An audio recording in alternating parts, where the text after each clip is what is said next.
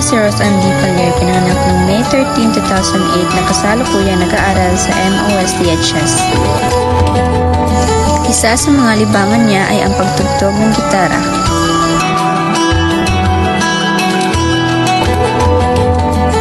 Siya ay anak ni Ginang Marites Palyer at Ginoong Berting Palyer at siya ay kalima sa kanilang magkapatid.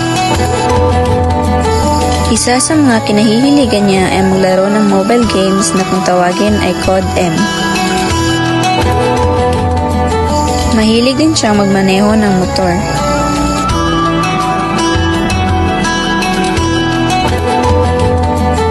Siya ay nagtapos ng elementarya sa Phil Integrated School noong taong 2016.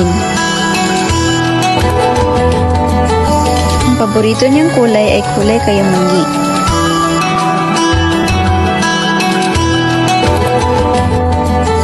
At ang gusto niyang puntahan na lugar ay Paris.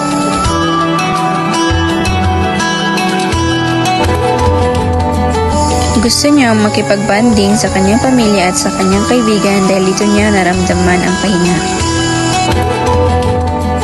Hilig niyang maglinis ng bahay at magluto ng kahit anong pagkain na kanyang maisip at hindi niya ugali ang pumunta sa iba't ibang lugar kasama ang kaibigan dahil pinapagalitan siya ng kanyang ina at ama. Isa siyang napakaswerteng bata dahil nabibigay ng kanyang mga magulang ang kanyang mga kakailanganin.